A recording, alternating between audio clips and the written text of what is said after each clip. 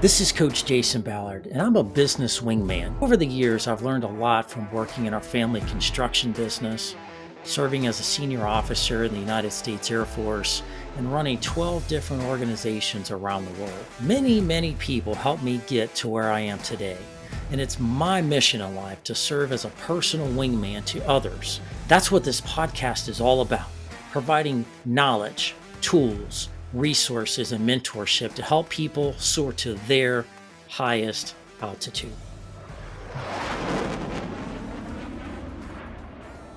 Welcome back to the Soar Higher podcast. This is your host, Coach Jason Ballard. It's a real privilege to be with you today. We've got a really cool and exciting show for you.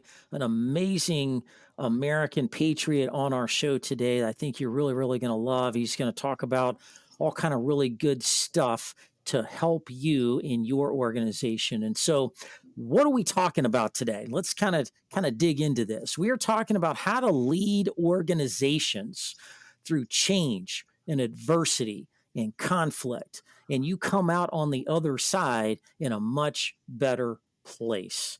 Boy, what a topic of today's environment and world we work in. This is a very turbulent time, a very a frustrating time for a lot of businesses out there trying to figure out, who they are and where they're going and who their culture is going to be and how to work and leverage employees of different generations. And today we have the privilege of having HR Huntsman on the show to help us dissect this, make sense of it, and provide some clarity on how to really think about your business going forward. So let me tell you a little bit about HR Huntsman. He's an amazing guy. In addition to being an Air Force veteran, thank you for your service, by the way, he is also the founder of an organization called Leader's Edge, which is an executive coaching company that helps people all over the world. He's a keynote speaker. He's an author, and he's an organizational strategist where he's helped over 400,000 people all around the globe be the best leaders they can be. And so, HR, welcome to the show, my friend. Well, thank you for that introduction, Jason. It's a privilege to be here, and from one Air Force veteran to another, I'm honored to be on your show. Thank you. Yeah, I always love, having veterans on the show, man. They just bring such a broad array of perspective to life, to business, to, all kinds of different things. So honored to have you. And again, thank you for your service to this great nation. My pleasure. Thank you. So HR, let's dig in here a little bit, man. You do some really amazing things out there, but you have a pretty interesting story yourself. Talk a little bit about you and kind of where you got started. You had a little bit of a troubled childhood, had some challenges there, Yeah. all the way to being a very successful business guy today, helping, people in their organizations and leadership. Kind of give us a little bit of some insight to kind of how you got to where you are today. Sure. Yeah. Yeah, you're right. I grew up in a pretty painful home, a dysfunctional home, alcoholism, anger, abuse. My biological father had his first stroke when I was just 7 months old, and he had his second major stroke when I was 9. I found him dead in the backyard at age 9. And in that time, from 7 months to 9, I didn't know he was my dad. My mom didn't tell me he was my father until after he had passed away. He was the guy living in our house. My mom remarried his best friend at the time. So married in our home, has 2 other boys while taking care of the guy who turns out to be my biological father. And I mean, that's just saying that out loud now. It's just, a crazy scenario. It was normal to me. I didn't know any different. Right. Yeah. And so here's this guy who taught me how to ride a bike and throw baseball. And he was kind of my best friend, but he couldn't remember where his bedroom was. He didn't know how to take care of himself. And so I grew up in this real dysfunctional situation. That stepdad eventually ran off with another woman, and another abusive stepdad comes in the picture. So I had all these men in and out of my life. There was never any kind of stable father figure in my life. And so that created some things in me. And again, alcoholism and anger. My home was really painful place. And it created this achievement orientation. It helped me develop a really powerful mindset that I have to this day and teach to this day is, whatever your situation is, you're going to have to think your way out of it. Create a mindset to think your way out of it. Develop some grit and resiliency. My brothers continued that generational pattern they were handed. I broke free of it and joined the military. I was told kids like me don't go to college.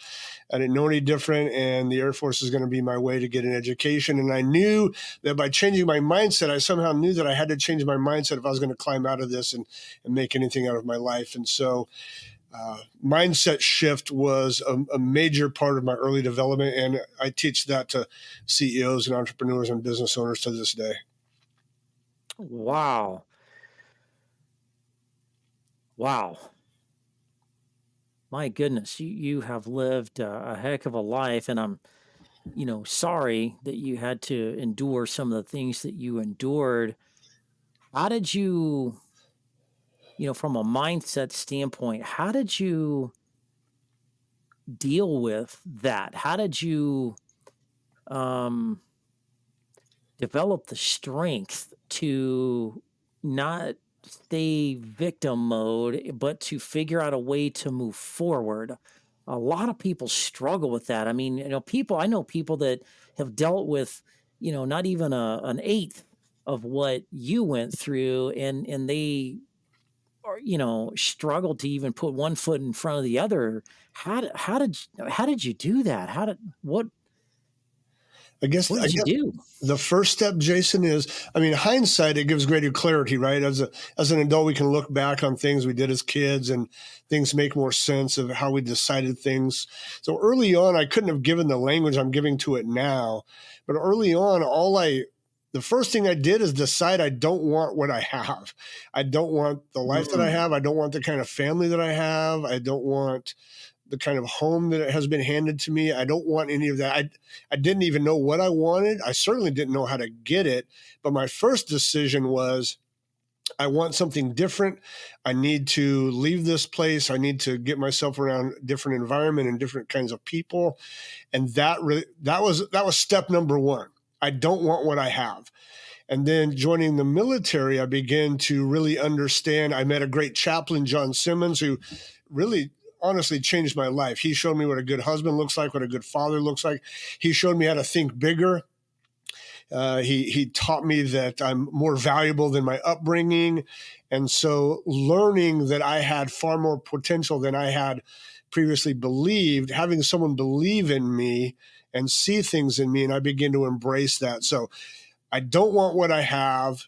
Surrounding mm. yourself with better quality, higher thinking people. I mean, your podcast is perfect. Soar higher. I surrounded myself with people who saw more in me than I saw in myself and believed that I had great potential. So I guess that was step number two. And then that just began to unlock a whole series of mindset shifts about what is possible, what we're capable of, the kind of potential that resides in every human being. And now I get to, I've built a fantastic career. I've been around the world. I've spoken to hundreds of thousands of people, and I get to invest that back in other people now. And that's my greatest privilege, is to invest in leaders. And I believe that leaders change the world. So I get to take some of those painful lessons and pay them forward into other people.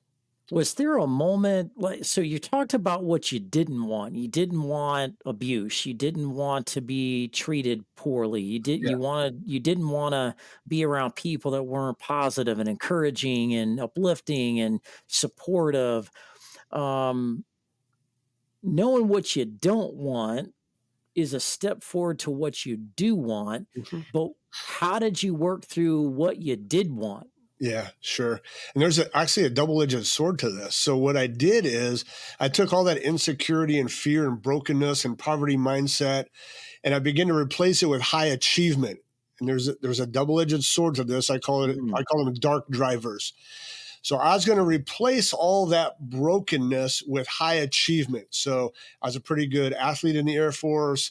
I started going to school as a straight A student, high grades. I got all kinds of Air Force honors, top of my class, basic training, tech school, senior airman below the zone, John Levito Award, Wow. base airman of the month, blah, blah, blah. The dark driver piece was this achievement orientation.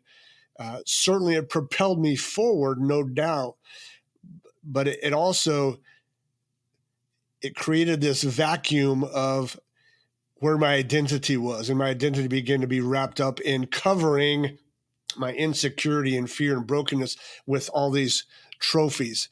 And like I said, there's a dark driver piece to that too, which later in my 40s led to burnout because it's not as authentic as it should be. So, what I Mm. wanted, Jason, to answer your question, early on, I wanted to be a multimillionaire. I was great at software design and software development. I was a computer programmer, and I knew that was going to go places. And remember, this is back in the 80s. And so if I could be rich and powerful, would cover all the weaknesses and brokenness of my youth. So that's early what I wanted. But as that began to get healthier, I replaced that with, instead of income, I replaced it with impact. I wanted to have a great family. I wanted to build a great marriage. I wanted to have a healthy relationship with my kids. And that as I grew more mature and healthier, I began to replace that kind of superficial achievement stuff with these deeper passions for the future. Wow.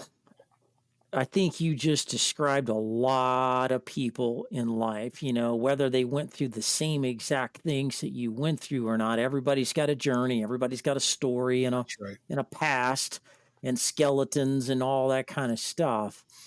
But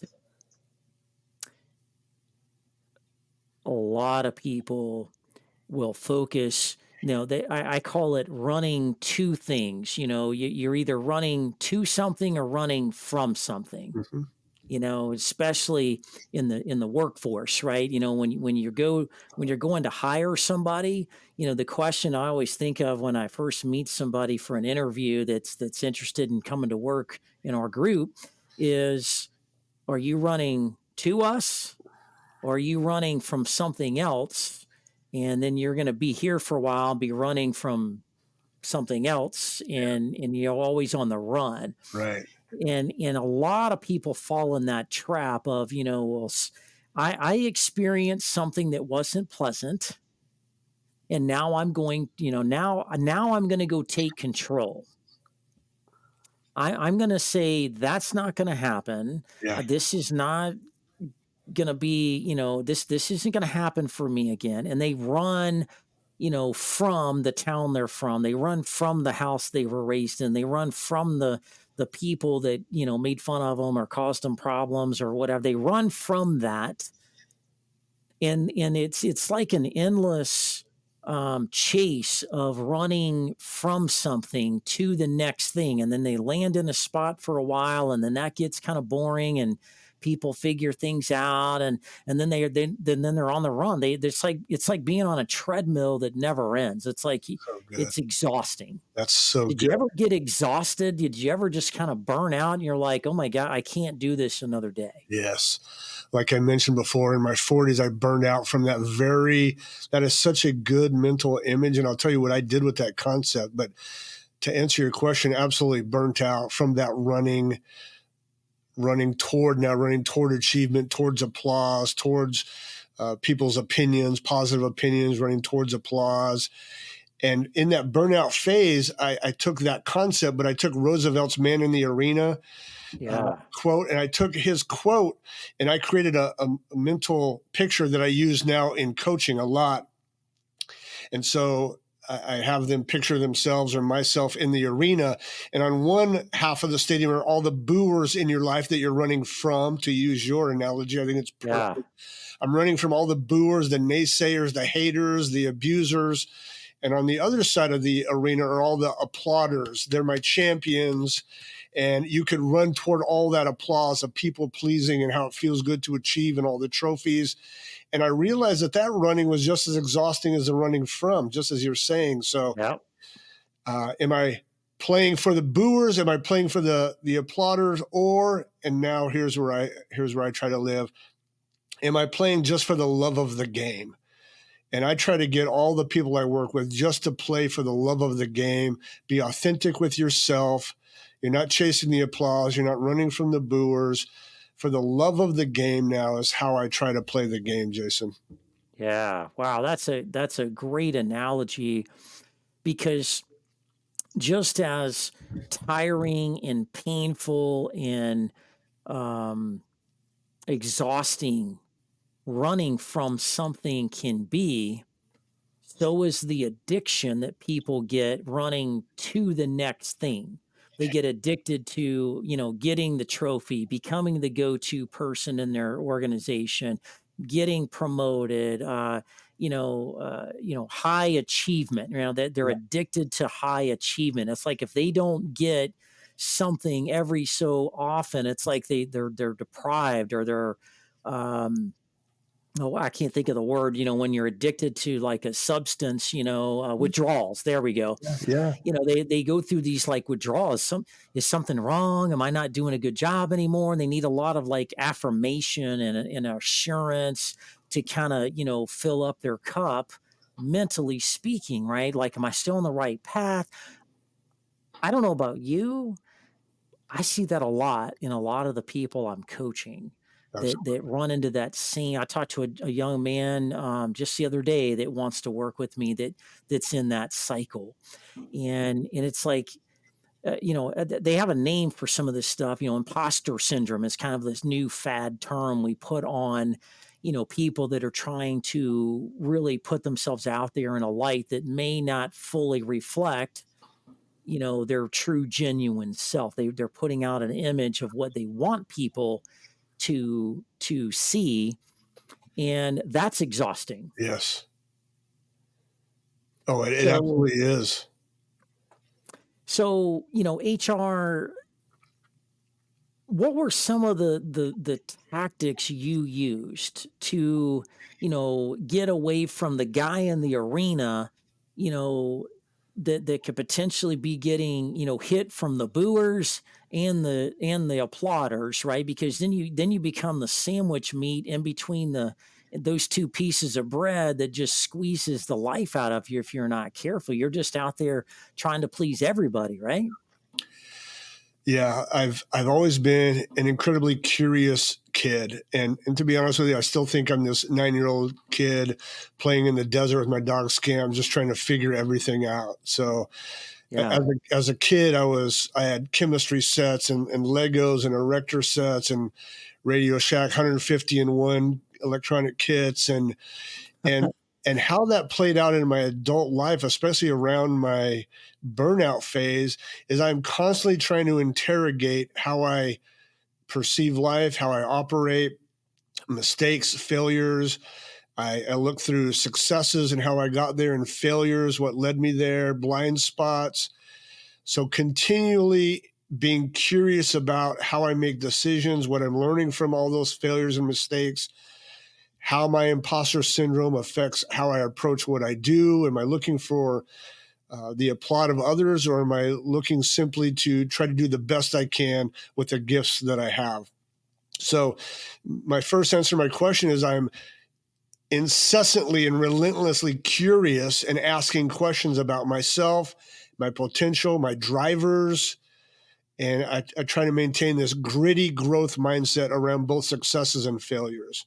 And that has served me very, very well. Hmm. The saying that experience creates wisdom, if that were true, we'd all be wise because everyone has experiences. Right. I don't think wisdom comes from experience. I think wisdom comes from interrogated experiences. Yeah. Well, that's interesting. Yeah. Being able to sit back and interrogate what we've experienced, what we did wrong, right, where we screwed up, who do I need to apologize to, what do I need to learn from this, what am I going to do better going forward. I think people that interrogate their experiences, they're the wise ones, and wisdom leads to success. Wow.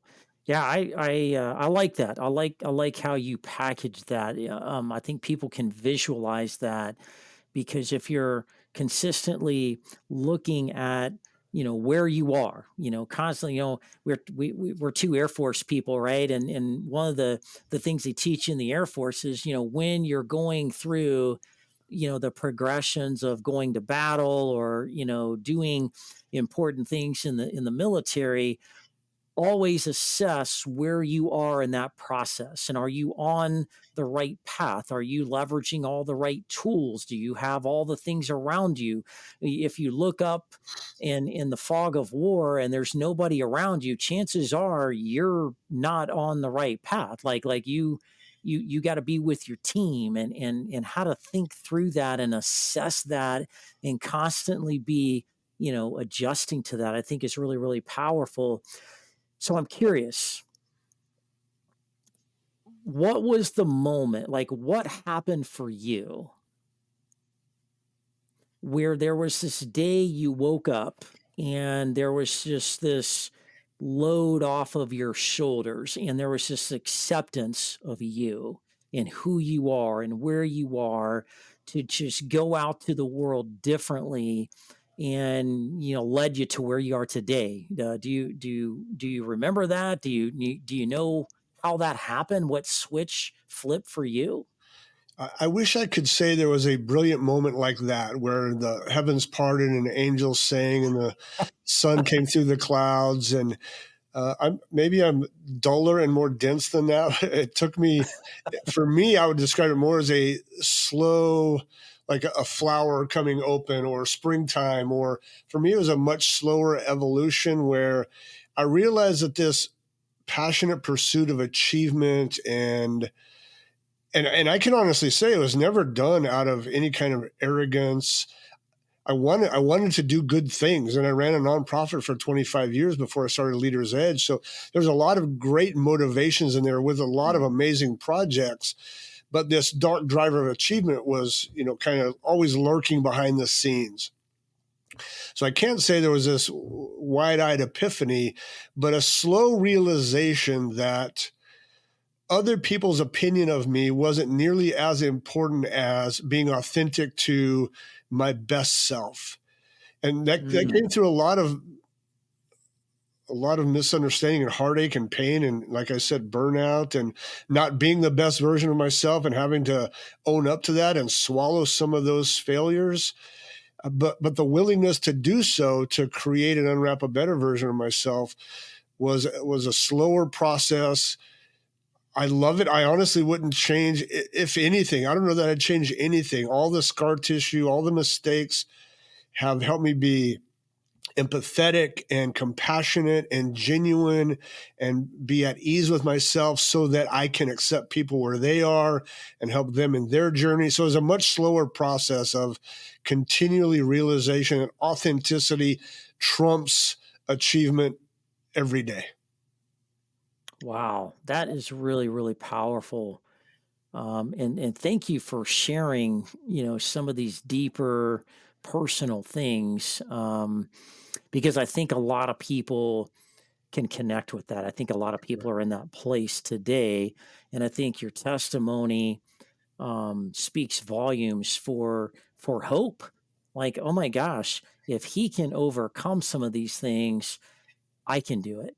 Yeah. Wow, there are options. There are opportunities out there. Maybe I just need to think differently. Maybe I need to talk to a few different people and put a few different people in my life. Maybe I need to, do some things a little bit differently. Just even just a couple of dial turns to the left or the right, just a few major or a few little minor adjustments of you and how you think can mean a big difference. And I certainly get that from you.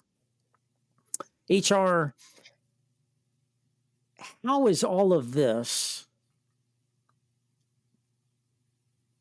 How did all of that evolve into you getting into coaching and executive coaching and working with organizations on their culture and some of these things that we're grappling with today? How did you get into coaching? How did you move from where we are in this conversation to that part of your life? Sure. Great question.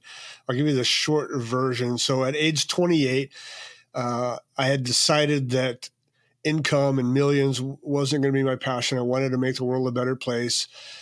I wanted to take the pain and stuff in my life and invest it in other, make the best use of it. So I always teach, make the best use of your pain.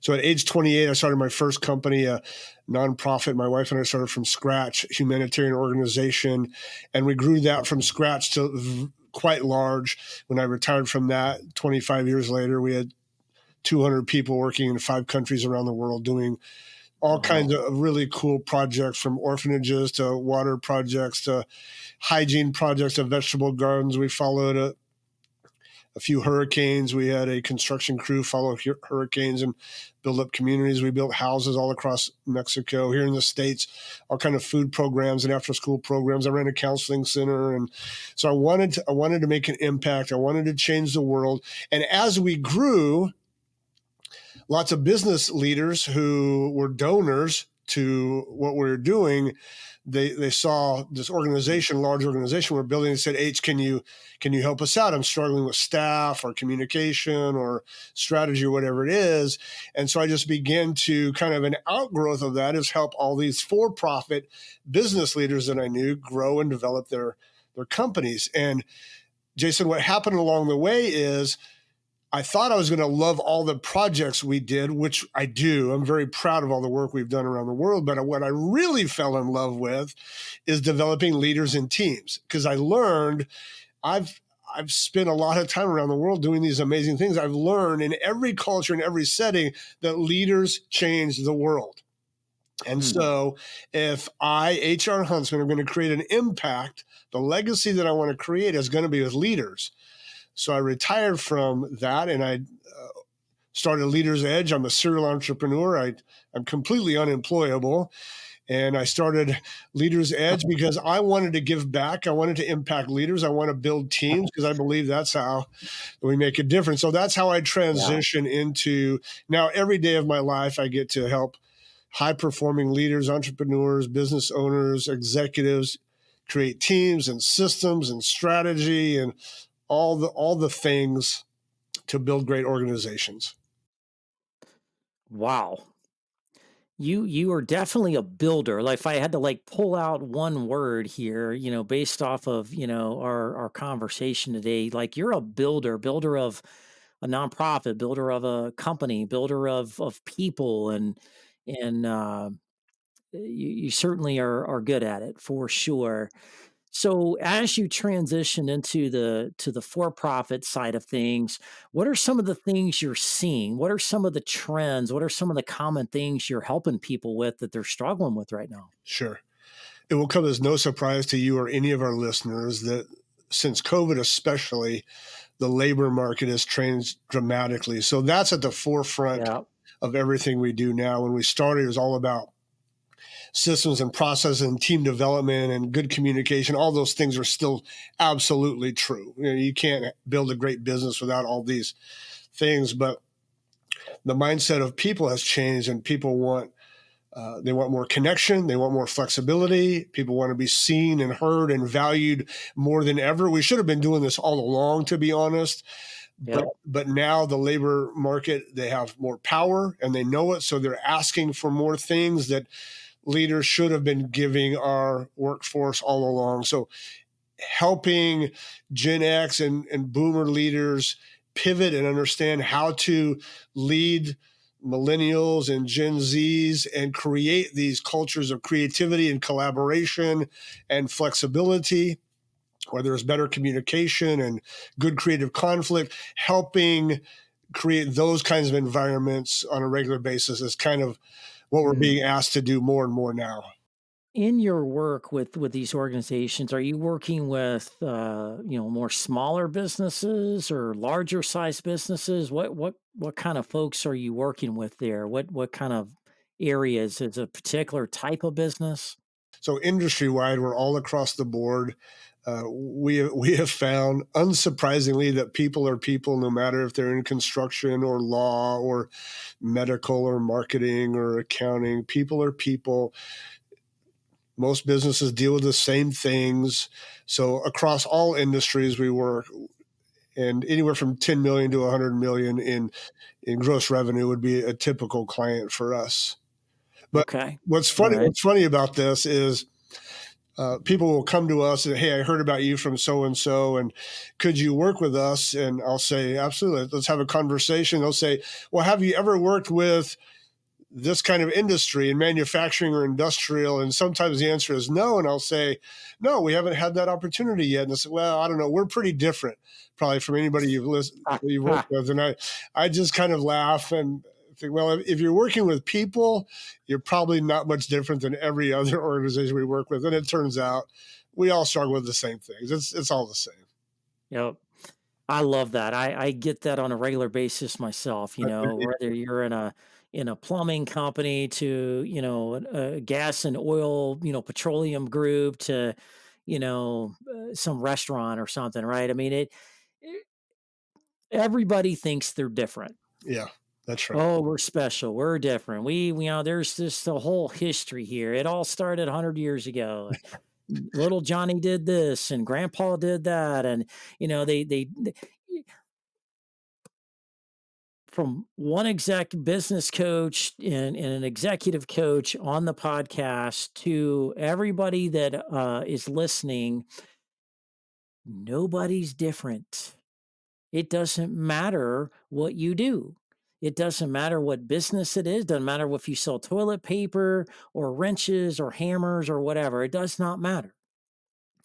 You're not different. You just sell different things.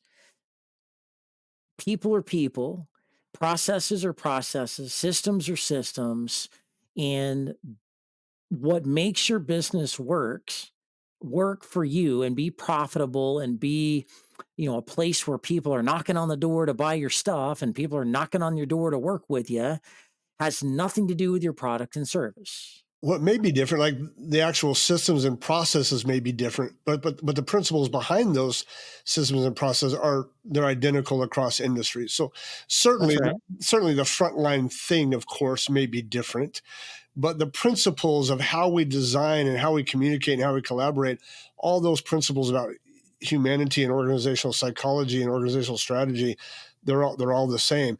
And Jason, I think the reason that we do this, I think the reason is we say, well, we're different, is because we want our challenges to be different, to validate how hard it is and why we're struggling. Yes. Like our ego gets in the way, and so we want to validate we struggle more because our struggles are different than everybody else's struggles, when in fact that's not true. No, Yeah, I think it's a validation ego protection thing. it is. And I'll even add on to that. I'll see if you agree with me. It goes back to a basic principle. You kind of touched on a little bit ago.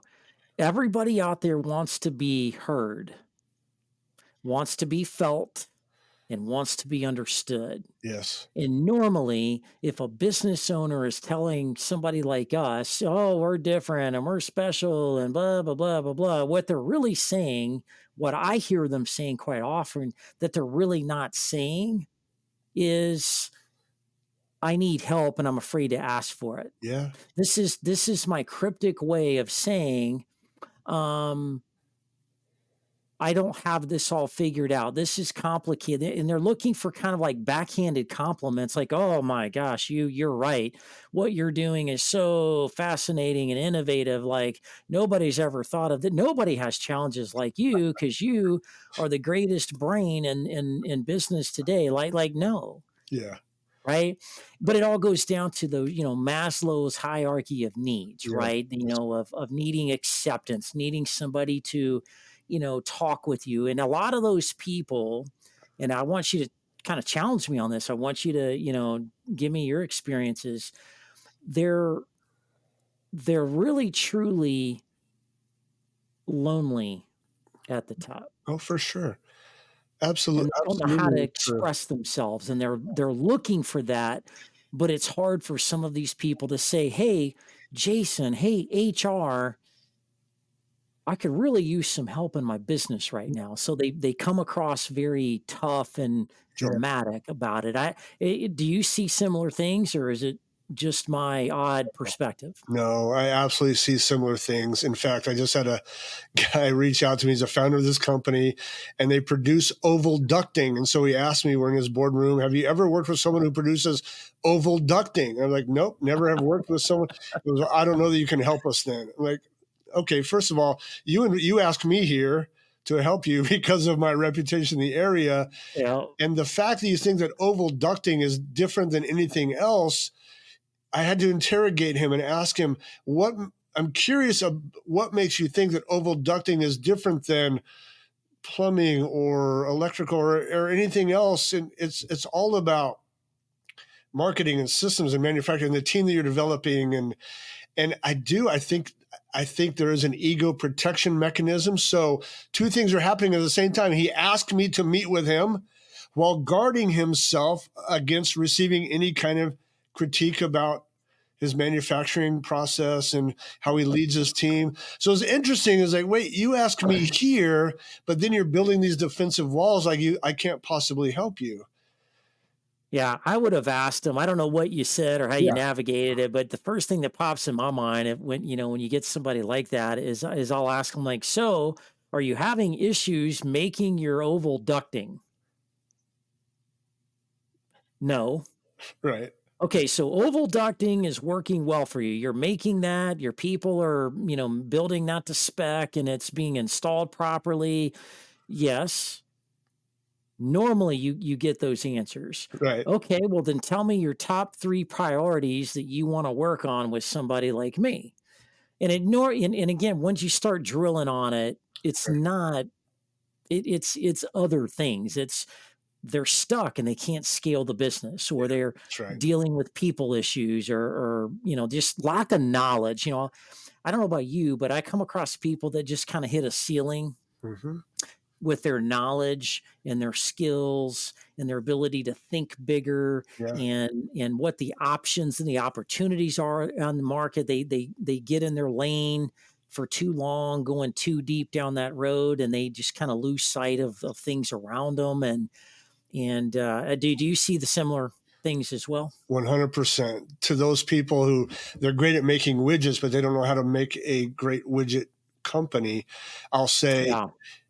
have you ever made widgets before HR? Nope, I've never made widgets. In fact, it's in your best interest that I don't know how to make widgets because I will come with a perspective that's outside. I will not have your blind spots. I mean, you're so close to the trees that you can't see the forest. It's in your best interest that I know nothing about widget making because I'm going to ask a million questions of you and your team that's going to expose all kinds of biases and blind spots that you didn't see that I'll see because of my outside perspective. So one of my great advantages, I know nothing about widget making. It's perfect for you. Yeah, and they don't understand or admit they have blind spots and that somebody like you that can come in and shine a light on those things and how much value that can bring them and the light that shined on things can expose things that can be game changing for them. And so what is your process? You go in, you meet with some of these business leaders. What is your process when you start working with them? Do you work with them like one on one or in a group, or how do you start digging in and figuring out the issues, and how do you start helping them? How do you do that? So our biggest level program is our Leaders Edge Performance Engine. It's our trademark proprietary approach. And we've identified 6 systems in any business. Doesn't matter what your business is. There are 6 systems, foundations, accountability, the systems and efficiency, finances, team, strategy, et cetera. And we will do a deep dive with them and their team on each of those systems. And again, just asking all kinds of questions based on the principles that we've learned. I've been doing this for 30 something years now. Based on all these principles that we know work across industry, we just drill down in every one of those systems and ask the hard questions. Then we help them document it, identify it, message it so they have this scalable process, this playbook at the end of the day. That takes about a year. We spend about 2 months on each one of the 6 systems. And again, working with the team, because the secret sauce is we're not just working with the business owner, we're working with their either executive team or leadership team, sometimes all of their key leaders, departmental leaders, and so everyone has say and voice and buy-in, and this incredible uh, dynamism is created where there's good creative Yeah. conflict, there's challenging of preconceived notions, and rank is left outside the door. And it's that secret sauce of getting them to create all their own stuff through this collaborative environment that we help create. And then at the end of the year, they have these six amazing, much clearer systems than they had before. And usually, what we Wow. we see, Really good. yeah, we see about a 10x ROI on every dollar that is spent with us. You'll see it about 10 times back to you within the first couple of years, and it's only because retention is higher, buy-in is higher, collaboration is higher, communication is clearer, accountability rises, so performance rises, everybody's seen, heard, and valued, and all the brilliance in the room is shared, and profitability just begins to skyrocket. Yeah. It's amazing how when you ask simple but complex problems or questions, and you can get people to all contribute to those things, Yeah, and the different answers you may get, that enables the communication that's not happening on the levels and the frequencies that needs to happen, the collaboration that comes with that. They get to know each other. Like, just going through that process is powerful. It can really change everything that's right. in an organization. Um, so, one of the things I wanted to ask you about is yeah, we have challenges with workforce and availability of people, and them being qualified and trained and working certain ways, and hybrid, work from home, work in the office, all these things, all these needs people have that need to be met, and to be a good fit for your organization. But we also struggle with the pace for which things happen in the world. Like the business doesn't, the economy, the market, competition does not stop because you're going through some changes in your company, good, bad, whatever. And so how do you coach people to deal with rapid change and to deal with keeping up with the growth and the pace for which the world seems to be spinning faster? Yeah. Fantastic question. So, one of the first things that I teach is the problem is not nearly as important as how we solve the problem. So, teaching leaders and organizations on how to solve problems is more important to me than the problem itself. So, teaching them how to leave ego at the door, engage in the creative conflict, learn how to have conflict resolution, learn what we call issue processing, is how we actually tee up problems, how we go through the problem solving matrix, using what you and I learned in the Air Force, probably the OODA loop. How do we use the OODA loop?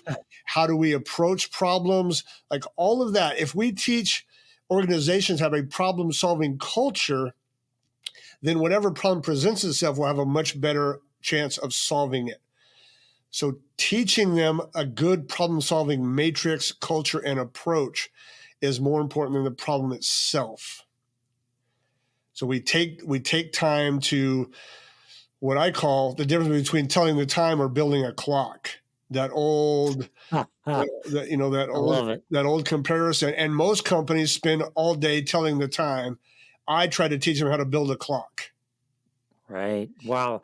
And that's where the real meat and potatoes really is. If you really want positive, effective change, long lasting change, Yes, you have to understand how the clock ticks. that's right. You got to understand where people are in that process, and where they are individually and collectively as a team, but also all the other things that go around that, right? And I think one of the greatest gifts that guys like you can give people is the ability to think differently about whatever it is they're encountering. It could be a problem, an issue, an opportunity, or or whatever, because it all of those things create friction sometimes, or frustrations, or misunderstandings, i.e. conflict.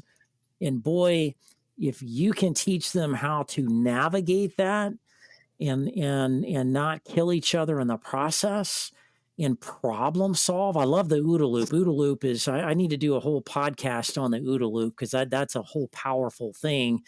Maybe we'll bring you back on the show and we can just break that down and Sure. geek out on that a little bit because it's Sure. a very powerful tool and it's so simple. It's so easy. I mean, it's like a caveman can do it, but it's hard.